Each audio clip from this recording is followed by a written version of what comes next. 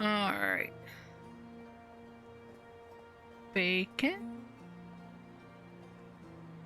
Eh.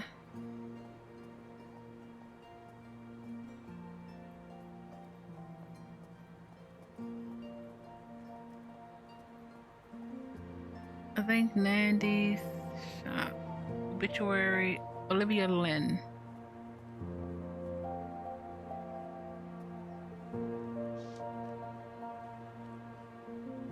Oh, we talked to her and she refilled that check. Dolores.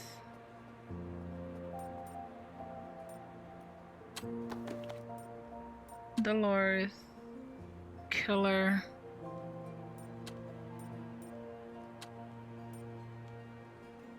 Eh.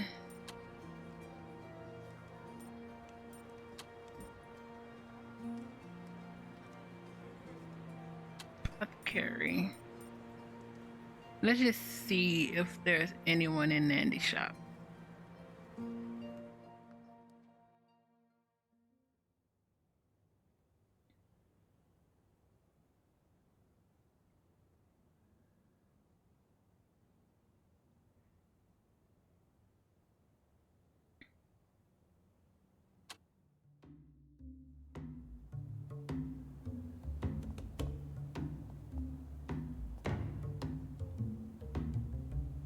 Nandy?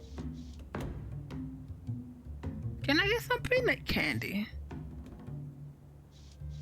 Oh yes, Concata drops. The batch I prepared yesterday just finished hardening. Would you like a taste before you buy? Of course. I can't say no. As the smooth coating melts in my mouth and exposes the candied peanut center, ending the velvety texture with a satisfying crunch. These candies could cure all of London's from its melancholy, I'm quite sure.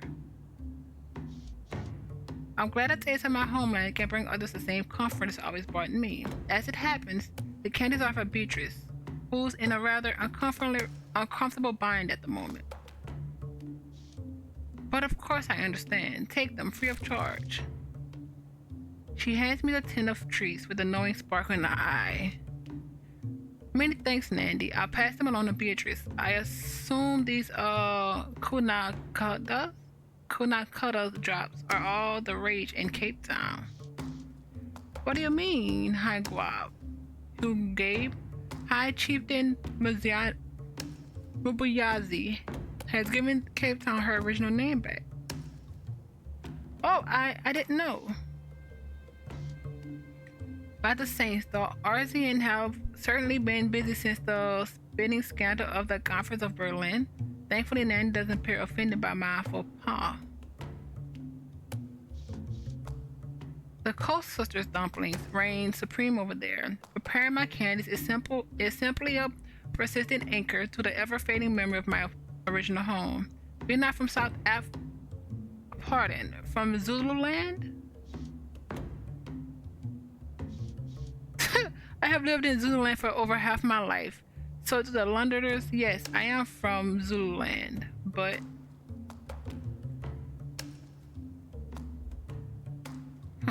But then tell Beatrice that I hope she feels better soon. Right then, I suppose I'll let it be. Good to see you. Where are you from? Huh. Interesting.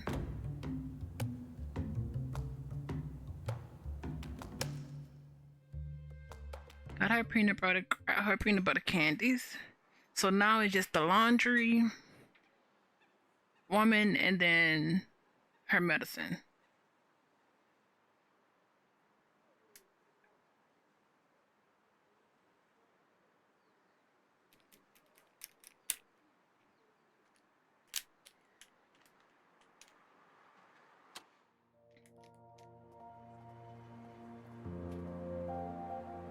And that's the apothecary. Is this the part?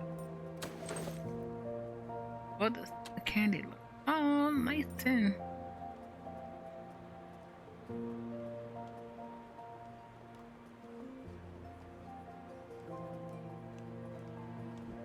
visit Overground Station.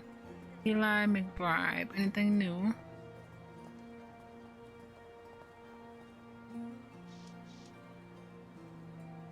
Greetings once more. As have you heard of the courtesan killer? Afraid I'm quite busy today, though there's something I'd like to ask you if you have a moment. Of course, my child. Have you heard of the courtesan killer? Indeed, I have, and what atrocious business it is. I myself performed funerary rites for one of the poor lost souls taken by the butcher. Did you now? Her name was Rachel Nichols, a lonely and destitute woman who sold herself for coin. Hers was a name I was wholly unfamiliar with until the papers got word of her. How did the papers know that she was a Dolly? Well, I do not know, my child. She was a vagrant, and in quite the state come the time of the funeral, at any rate. Not just from her earthly struggles, but from the methods of her passing. The poor dear. It was a closed casket affair, of course. Her body was in a poor shape? Why, yes, like all the victims, she has been brutalized and torn apart quite fiercely. Her last rites were a poorly attended affair as well. God rest her soul. Thank you for sharing that with me, Father. Think nothing of it. The good book and I are forever here for you, my child. Goodbye. So we did learn something.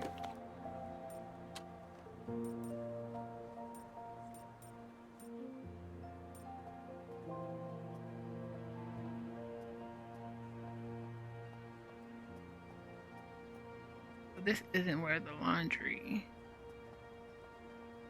is.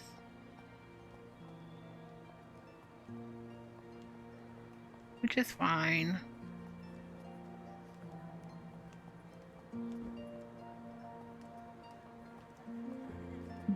Oh, that's that's technically where we sleep. Our room. Well, room and board, I should say.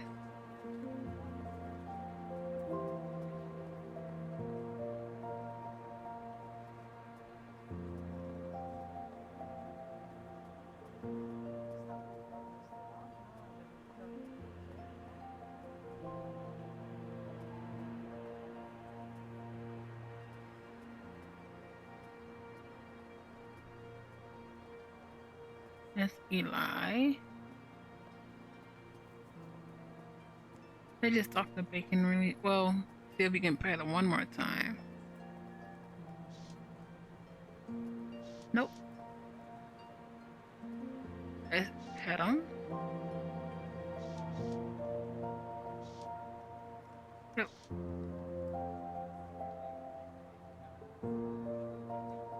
Just I'm about to leave, Bacon emits a high-pitched meow as though he was trying to get my attention. Then as I watch, he runs off towards the alley. I wonder what he's off to.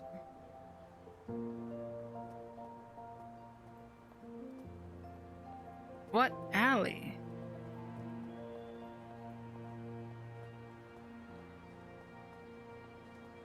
Sucks that we couldn't. Can we follow Bacon?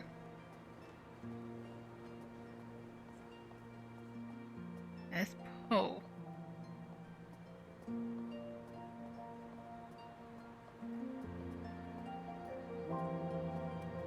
No, we can't. And let's go. Payment. Is it Cable Street? That's the orphanage.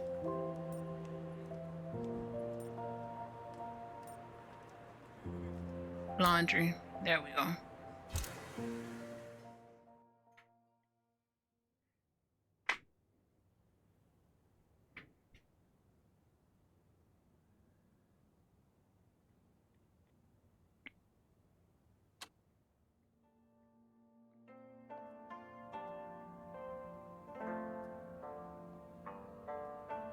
Teddy's workshop, which I don't think he's in.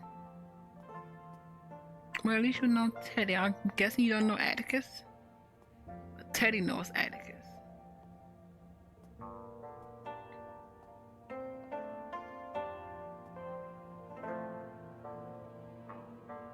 Let's go to the laundry.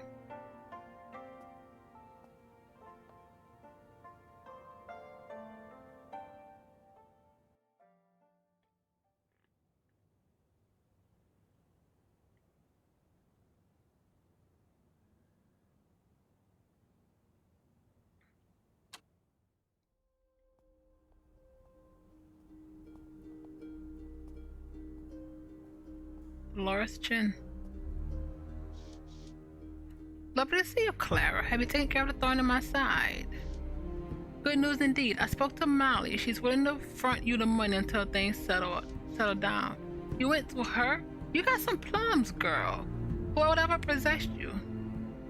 McGrady wouldn't listen. Well, the landsman wouldn't listen to me, so I did what was necessary. You must really want those papers. I've had them done up for you. I hope it was worth it. Dolores is too shrewd by half, but I got what I came for. And here they are, all the documents and identification I need to start fresh in a new life. Now all I need is the tin to make the voyage. And before you go, here's another item I found I believe may be of interest. It's gorgeous. And impossible to find even in London. Oh, thank you, Dolores. I'm almost tempted to say it's too much. Almost. Oh, you really helped me out in buying here, Clara. I won't forget it. Having the gratitude of Dolores' chin is no small thing. Anything for you, Dolores. Yeah, don't rub it in. And that's more like it. So we cross that off.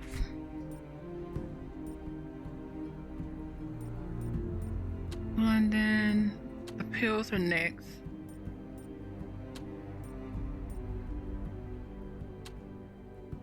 Search hanging low.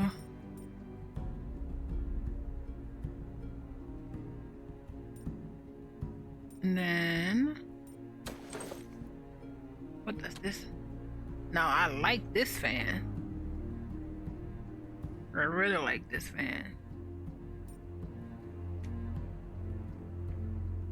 Let's go.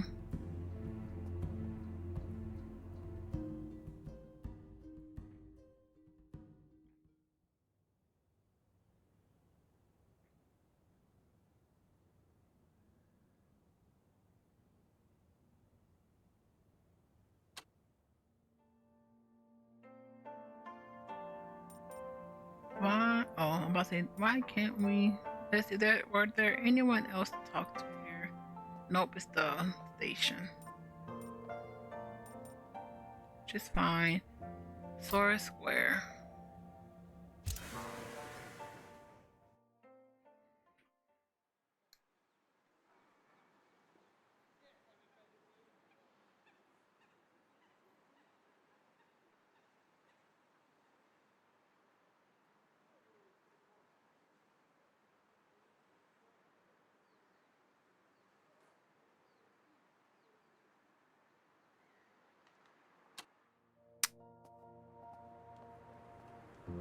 Alright, apothecary, here we come.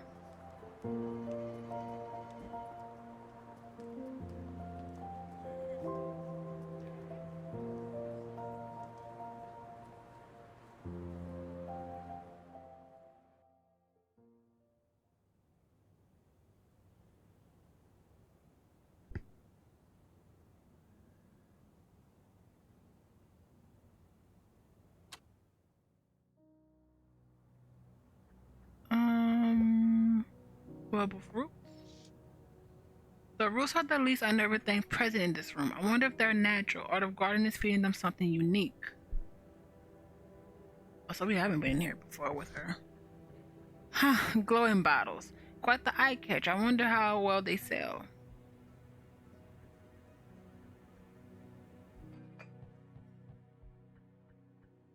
And drawer. More between... more drawers than one would find in an aristocrat's bedroom vanity or behind the hotel's front desk. Light fixture. For an apothecary, these furnishings are high-end. The light fixtures are electrical rather than gas. Even with a roaring trade, how does Mr. Gray afford the upkeep? I I run my fingers along the exposed wiring below the lamp. No doubt there is electricity woven through the entire shop. Huh. With respect. Oh, he looks cool. This isn't a self-service establishment. Tell me what you need and I'll try finding it in the back myself. We weren't even going back there.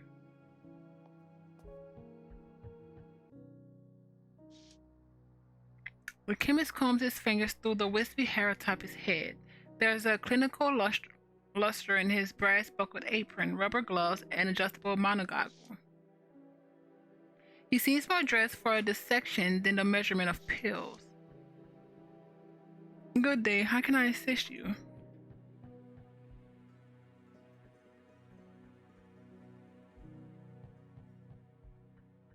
Say nothing and hand him the chemist's note. After skimming the note, he peers up at me, then back at the note, then flips it over to see if there's anything written on the back side. Whatever silent conversation this man is having with himself, it will be nice to be included. I need to grab a couple of things from the back. Along with that, be just a moment. From the other room, there's a sound of careful rummaging as if he's trying to make as little noise as possible. It does be discreet. 2 minutes go by and he's taking his time back there. Is he speaking to himself? If he has a police telegraph lurking in the back room, he might be peaching on me. Though advertisements for such concoctions are abundant, these pills are not technically above board. It wouldn't do for some choleric copper to get it in their head to give Madame Zora a visit. Let's just wait. The bounty on my head has me jumping at shadows.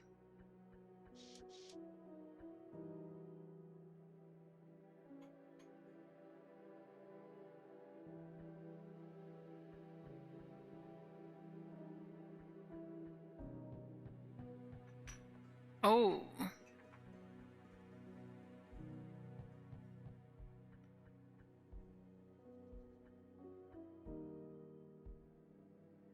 She may be abrasive, but I wouldn't send a fellow darling into the Bobby's line of fire.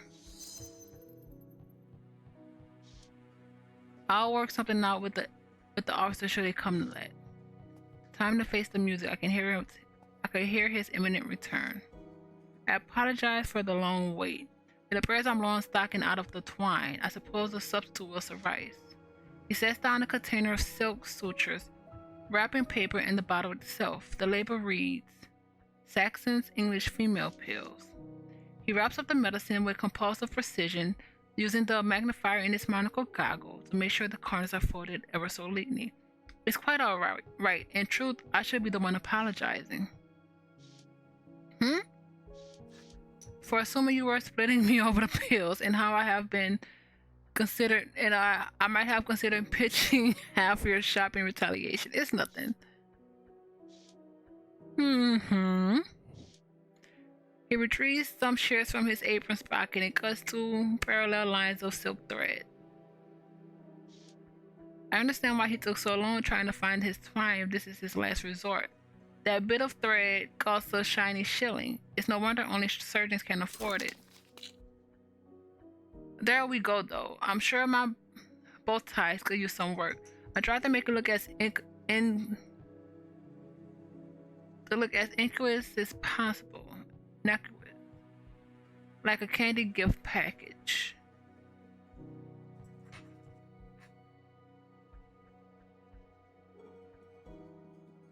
I wasn't expecting the local chemist to be so tactful with the lady's discretion. You have my deepest gratitude. Actually, no. You didn't have to do this, but you have my genuine thanks. It's not part of my job to pass judgment on my customers. Oh, I like him. I wish more could be said the same. Besides, this is the best obstacle I can provide if you get heckled by a Bobby. I know of you quite well, Miss Reed, but I won't tell anyone you paid a visit. I wish that there's a market for a woman's unmentionables, and it's good that he's looking out for his customers. Mr. Gray opens his mouth to speak again, but is interrupted by a voice outside the shop. And I heard the angel of the water say, Thou art righteous, O Lord, which art and waste, and shall be, because thou hast judged us. It's that notorious preacher facing the square. Speaking of judgment, for they have shed the blood of saints and prophets, and thou hast given them blood to drink, for they are worthy.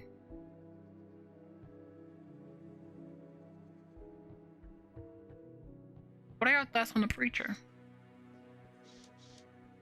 To most, he's a harmless nuisance, but I find his presence quite fortuitous. His sermons gives his audience migraines and them running to my shop. Oh, how dastardly. Does this come with the added benefit of being immune to his migraines as well? Tragically, no. I can feel one coming on right now. Is not one dissimilar from a man of the cloth? I've just had an interesting thought. Now enlighten me. Your profession is not too dissimilar from a man of the cloth. Particular thought indeed. I don't disagree with you, but please elaborate.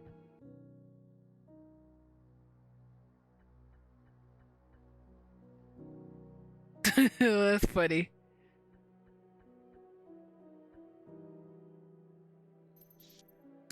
I'm sure many a later Lord sought to confess the sins to you while seeking aid from the consequences of the prior night. A keen observation, miss, though I would go as far to state that no man of medicine go further than a priest ever could. His eyes veer off to an empty horizon as he reminisces on his creed. It's amazing, the body's so full of secrets and yet it never lies. I believe we should go beyond treating it with a temporary balm, but rather attempt to understand it, down to its very matter. I might have unintentionally poured kerosene on the top of fire. That is what a true man of medicine should strive for, no matter the stakes. But is it a measure of caution necessary when pursuing those discoveries? Oh yes, of course it is. It's a blessing that the only thing that outlasts the pursuit of knowledge is time. Oh, that's a good quote. I best be going. Thank you. Thank you indeed. I want to see what they look like. Cause they describe. Okay, yeah. Kinda does look like it could be something else. Let's go.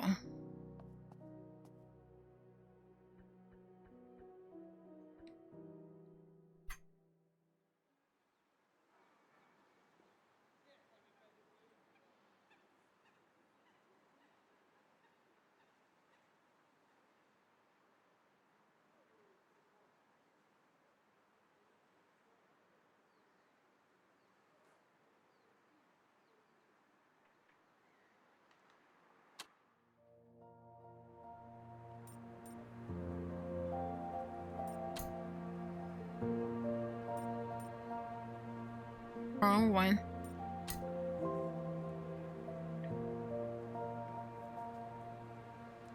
Wait. It's not the bathhouse. That's the orphanage. It is. Yeah, I didn't see Velvet Rose.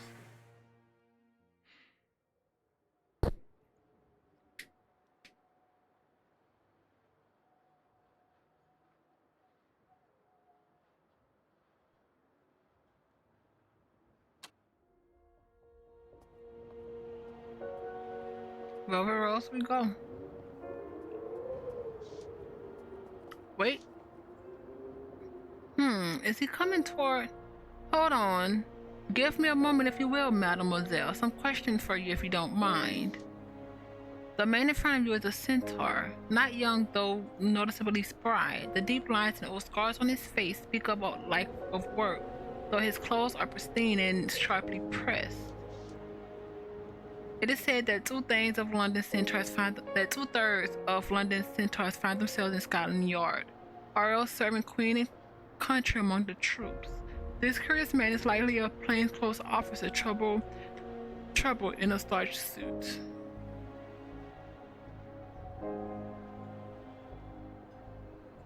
What questions might those be, Mr. It would have been cool.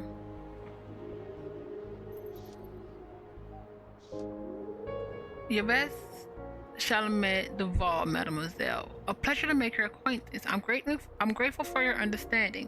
I promise I won't take too much of your time. Might you have seen any strange patrons lingering in the area as of late? Stranger than usual, that is. The rose takes the discretion of its clientele quite seriously. There are any number of things he might be after.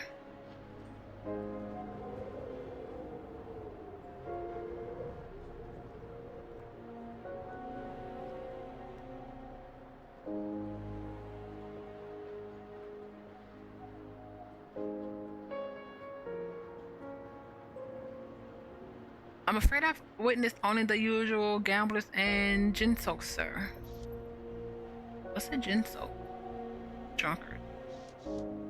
Is that right? Well, it's duly noted then. One more thing, quite quick as you please. Have you an opinion on this courtesan's killer the papers have been covering? Only what the papers have printed.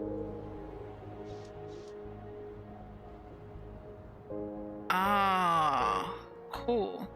I have a bit more info than that, but I'm not free to list of verbal who's who on the madam's resume of workers to any side of the street. Was that all? You said you know something of the Rose. Have you any idea the sort of clientele it serves? Wealthy patrons apt to linger nearby as of late, or a rougher crowd perhaps? The clientele, but I can't speak for all of them. A great mix, I would presume. Though given the crackdowns on much places recently, more of their patrons these days would take their pleasure from the cockfight, rather than an opera on the Royal. It's put quite the strain on the bouncers. Is that so? I can't say I'm surprised though. I'm sure Mr. Tenner Cunningham at least would enjoy a visit to Covenant Garden while he's here. Ugh. Like the cheeky little lopcock.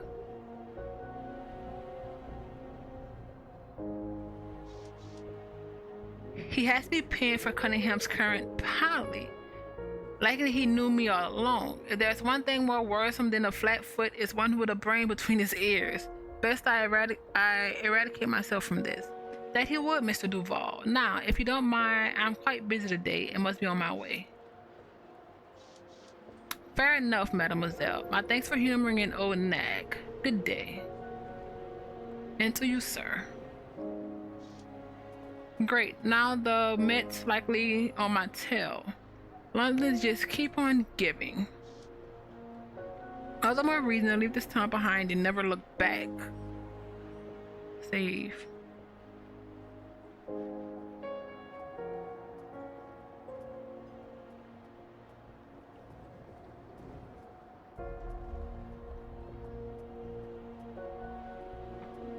Once we come back, whoever I want to figure out. I know Atticus can go through, but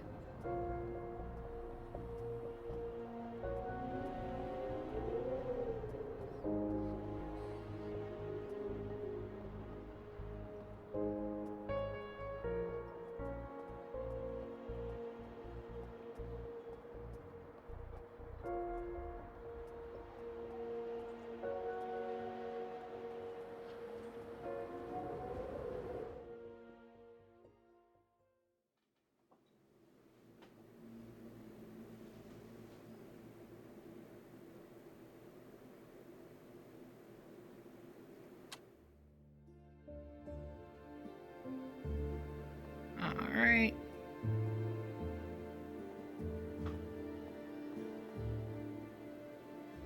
Calvin.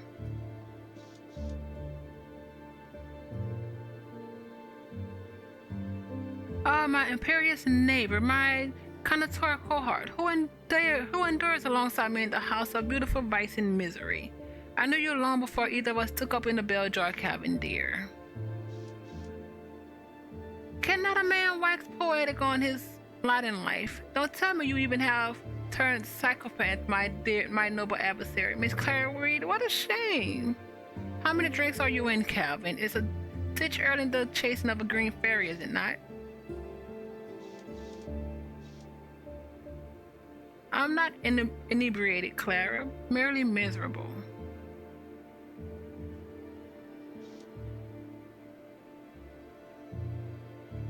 I'm having the time for a proper chat, I'm afraid, but might I at least ask why?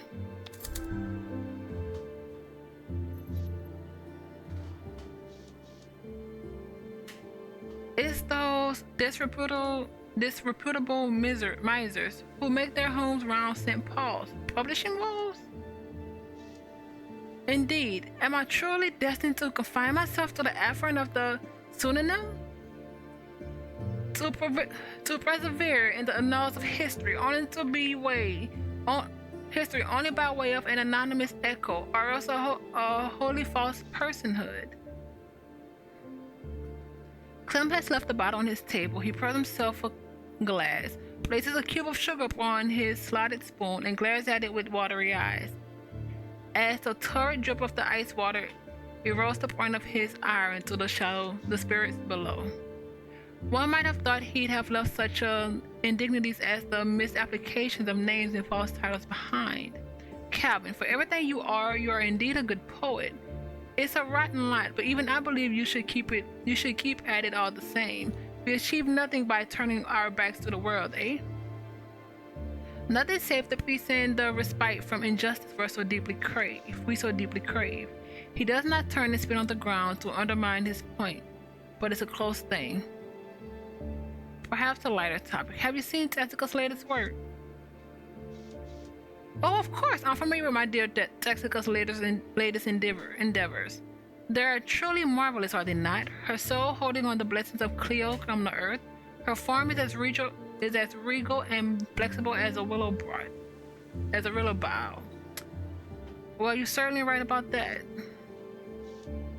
He is glaring at me, but it's the glare of being one-upped in a proper ribbing as opposed to genuine malice. For any failings of yours, Clara, you do at least possess impeccable understanding of the principles of estate. Perhaps it does say something about me that I can earn such compliments from you of all people, Calvin. I suppose you did manage to distract me for some short while, Miss Reed. Seems some things are in order. Any time, Calvin, dear. You had nothing. Jimmy Betteridge, what is Molly's hatchet man doing here at this hour? Hello, Mr. Betteridge. Miss Reed, is there something we meant to discuss? Just speaking with him make my flesh crawl. As I'm sure you're aware, several courtesans have gone missing in recent weeks, and I was wondering if you might have some insight. Oh. As I'm sure, I know their bodies were brutalized. It seems by someone with more than human strength. Now I'm a busy minotaur, if you don't mind. Off to poison someone's dog, no doubt. It's been a pleasure as always, but I must go now. Was that a growl? Clementine. Afternoon, Claire. You hear about what's happening nowadays? By the face, they couldn't buy into the fear-mongering too? Horrible things. A word for you and the workers upstairs. You seen what the latest papers are saying about the courtesan killer? I've seen them. Hard not to, I imagine. These killers are a part of London that I'll be happy to leave behind. A mad punter, you think, or is it someone more shadowy than that?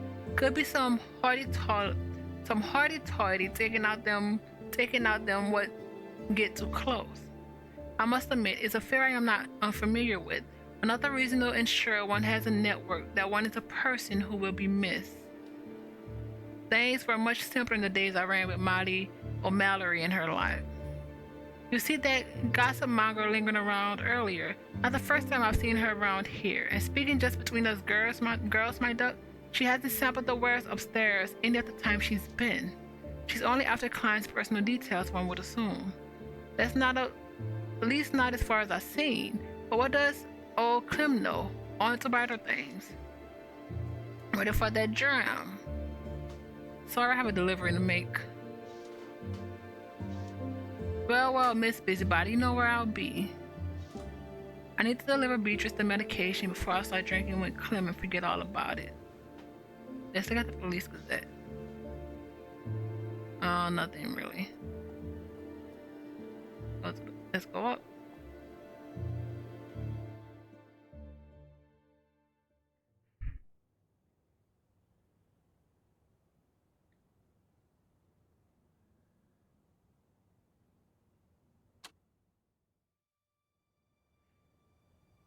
Foreign landscapes.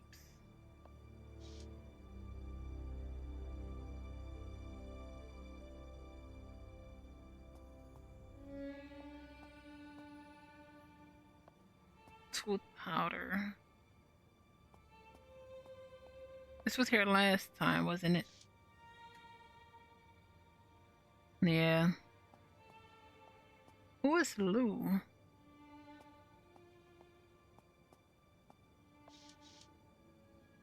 There's a human lady like... What's a human lady like yourself? Oh, Clara, my duck, it's you. What's a buxom lady like yourself? Indeed it is. Were you about earlier? Madame Zora's right steam today on account of Mr. Sykes. I saw. Hospitals are important, of course, but her outburst seemed a titch harsh. In the past, she wanted the clients prior to a proper ban. Shame about old Sykes. I'd add him a few times. He seems nice enough. His liking nature doesn't scare you. What? Just because he's a wolf for an evening or two a month? Nah, I've had worse in the line of work, and it ain't like he comes around here all big and hairy. Indeed, like most werewolves, Sykes quarantines himself during the full moon. There are creams and balms to reduce such things. Wealthier lycanthropes have been known to weather those change in the comfort of their homes as well, though I doubt Sykes has the capital for creams or for home accommodations. You remember the aquabamula that came around the roads for a while? A human, wait, atop the body of a giant scorpion? Now that was something, not bad per se, but certainly something. Indeed. I'm still not convinced that the dear soul wasn't under the effect of some other miraculous hex rather than the true aquabamulu. I suppose Sykes will be back long before it was a night. We'll be back before long. It was a nice chatting, Lou. It was nice. Well, back to work with us then. Love a good chin wag, me, but it doesn't put a coin in my pocket. Be seeing you, Clara.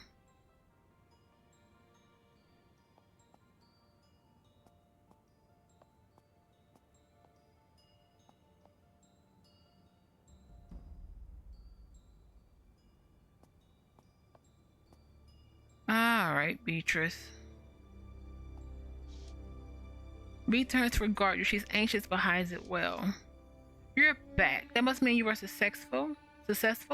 I've delivery right here, and a tree from Nandy's to lift the spirits. Christ alive, Clara, you're a good un. We don't let anyone tell you different, my dear. She eagerly takes the proffered apothecary goods as well as the jar of sweets. Oh, and I have something for you as well. A golden fan, beautiful and original. This is wonderful. Thank you. If only she wore this impeccable all the time. Thanks, Clara. Thanks much, Clara. I'll be sure to let the madam know they were delivered post haste if I happen upon her first. What does it look like? Oh, I like that one too. I think I like the Dolores one better. Madame Zora. Clara, always breathe a sign of relief to see you safe in hell. What with all that's been going on, did Beatrice get her parcel? The one to prevent her from ending up with another little parcel. Yes, she might be somewhat nauseous for a day or two, but all will be well. Madame Zora's eyes light up at the news, and for a few moments, the decades seemed to evaporate from her worried face. Well, thanks to heavens for that. I really must deal more strictly with ne'er-do-wells like Mr. Sykes. I say they both share the responsibility. A little more professionalism on Beatrice's part will not go amiss. Zora considers this carefully for a moment. No, of course, you're right. But Peaches has suffered enough on his account, I think. What? And who would bear the burden if she fell pregnant? Not our Mr. Sanks. About the candies you prefer. Perfect. The older ones get, the more one appreciates the little luxuries. Intertwine.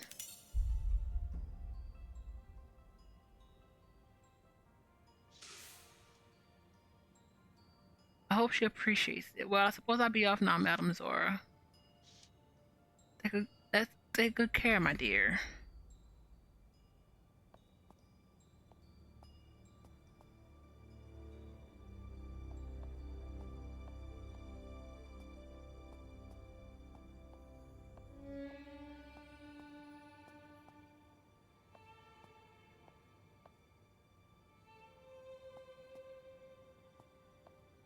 I gotta talk back to Clem. Wall of Fame not doing again.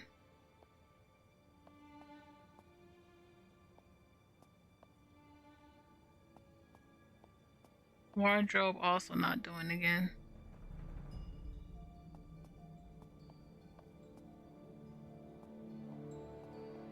Where's Ariana actually? Oh, this is where the doctor was.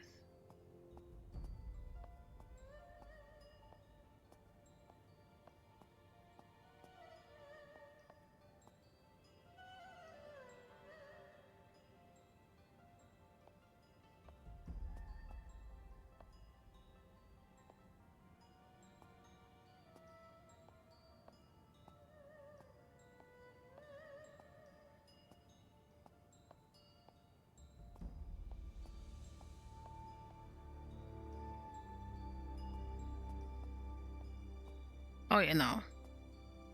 Let's go to a Palladium.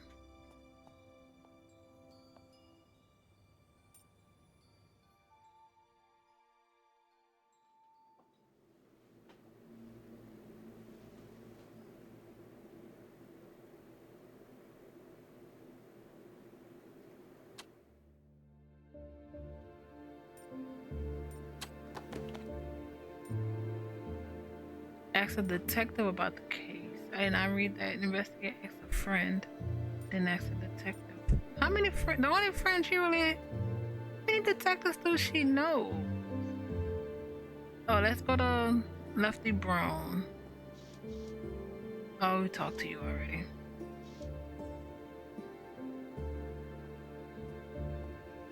Talk to Calvin. Anyone here actually? Stage door.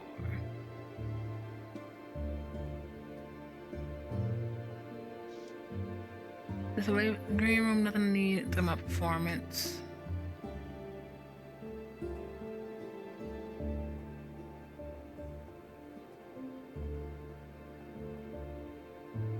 Nope, no one here.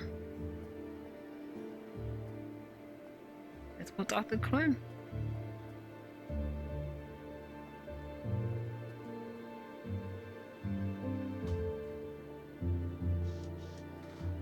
Ready for that dream? Let's have it then. I have no more to do until the performance. Here, dear. Good company, no exceptionally foul spirits, and the rest of our lives out in front of us. Here's to London. To London town, and many more to come.